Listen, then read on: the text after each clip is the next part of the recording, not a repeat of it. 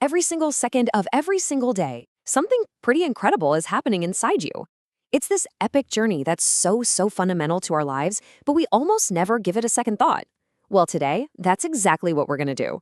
We're going to follow the amazing journey of just one single breath. I mean, have you ever really stopped to think about it? It seems so simple, right? Air in, air out. But oh man, underneath that simple rhythm is this incredibly complex, perfectly timed biological masterpiece. It's this wild story of physics and chemistry and just mind-blowing efficiency. So what we're going to do is shrink ourselves down, way down, and right along with a single molecule of oxygen. We're going to follow its path all the way from the outside world through this winding maze of passages to its final destination where it literally delivers the energy for life itself. This is its hero's journey. Okay, so our adventure kicks off the very moment you take a breath in. This first stage, it's all about getting that precious cargo, the air, from out there to the place inside where all the magic happens. We're talking about a trip through what's known as the conducting system. And here's the map for that entire route. Our little oxygen molecule first zips in through your nostrils and into the nasal chamber. From there, it travels down the pharynx, which is this cool intersection that actually handles both food and air, right past the larynx, which you know is your voice box. Then it's straight down the windpipe, the trachea, which then splits into this massive branching tree of tubes called bronchi and even smaller bronchioles. It looks just like an upside-down tree until it finally arrives at its destination, these tiny air sacs called the alveoli. So your whole respiratory system is basically split into two totally different jobs. That whole pathway we just followed, that's the conducting part. Think of it like a 5-star concierge and a really tough bouncer all in one. It filters out dust and gunk, it adds moisture to the air, and it warms it up to perfect body temperature, all to get it ready for the main event. And the exchange part? Well, that's the alveoli. And that's where the real mission is accomplished, the actual handoff of oxygen into your blood. Okay, so we know the path the air takes, but what's actually moving it? I mean, we can't just wish the air into our lungs, right? Turns out there's this really powerful, super elegant mechanical engine at work, and it's all driven by some pretty simple physics. So to breathe in, to inspire, this big dome-shaped muscle at the bottom of your chest, called the diaphragm, it actually contracts and flattens out, moving down. At the exact same time, the muscles between your ribs pull your rib cage up and out. This makes your whole chest cavity bigger, right? That creates more space, which causes the pressure inside your lungs to drop way down. And because nature absolutely hates a vacuum, air from the higher pressure world outside just rushes in to fill that space. It's pure physics. It's awesome. And what about breathing out? Well, the crazy part is, it's usually totally passive. The diaphragm and those rib muscles, they just relax. The chest cavity gets smaller, which gently squeezes the lungs. This bumps the pressure up inside, and the air, now full of CO2, gets pushed out. It's this effortless, beautiful mechanical cycle. And just to give you a sense of the sheer scale of this work, think about this. Every normal breath you take is about 500 milliliters of air. But you do that about 16 times a minute.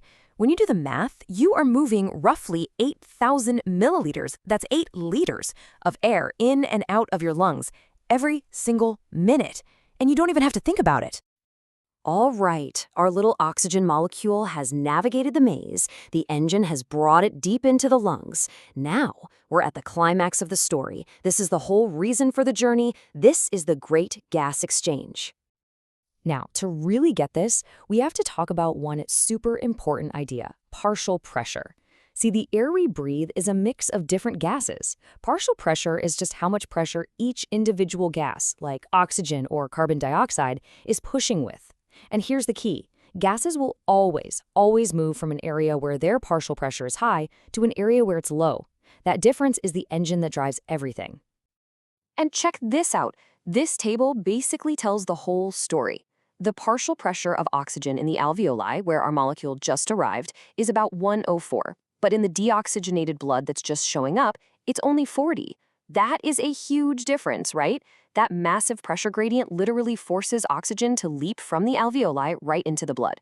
At the same time, look at the carbon dioxide. Its pressure is a little higher in the blood at 45 than in the alveoli at 40. So it flows the other way, right out of the blood, so we can breathe it out. It's so elegant. And it's like your body stacked the deck to make sure this whole process is ridiculously efficient.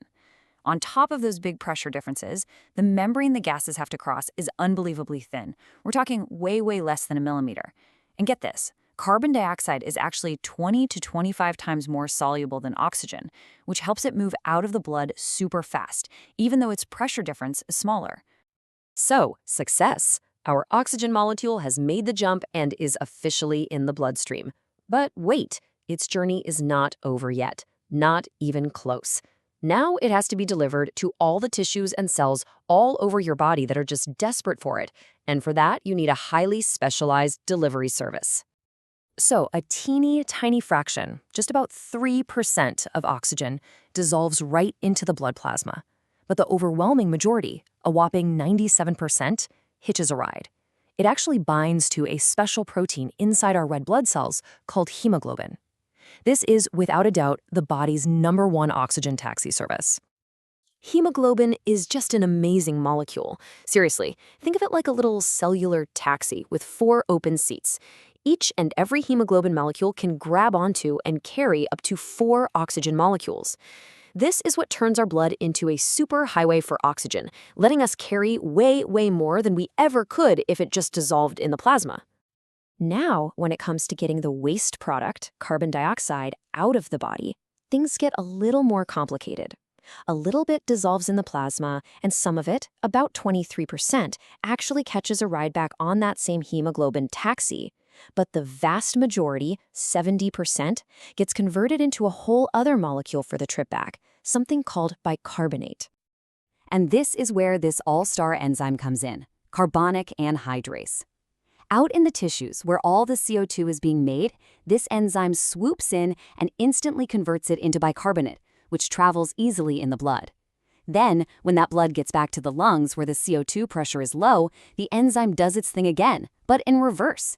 It turns the bicarbonate right back into CO2 gas, all ready to be exhaled. It's just a brilliant chemical round trip. Wow, we've followed the entire journey, right? From the air, into the lungs, into the blood, delivered to the cells, and the waste taken all the way back out again. But who, or what, is coordinating all this? This whole intricate symphony just happens, all on autopilot, thanks to a seriously sophisticated mission control center deep inside your brain. So deep in your brainstem, there's a place called the Respiratory Rhythm Center, and its job is to set your basic unconscious breathing pace. Nearby, another center can fine-tune that rhythm, speed it up or slow it down as needed. But the real triggers, they're chemical sensors. There's a special area in the brain and little receptors in your major arteries that are constantly, 24/7, monitoring your blood chemistry. Okay, and this might be the most mind-blowing part of the whole thing. Your urge to take a breath, it's not really driven by a lack of oxygen. Nope. It's actually driven by the buildup of carbon dioxide and hydrogen ions in your blood. When those levels start to creep up, the sensors sound the alarm. They signal your rhythm center to make you breathe faster and deeper to get rid of that excess CO2. The role oxygen plays in telling you to breathe is, believe it or not, pretty insignificant. So there it is, from a simple pressure gradient to a complex chemical taxi service, all controlled by a silent command center in your brain. This entire heroic journey, this whole symphony, it just plays out up to 16 times every single minute of your life without you ever having to think about it. It really makes you stop and wonder, doesn't it? What other absolutely incredible things is your body doing for you right this very second?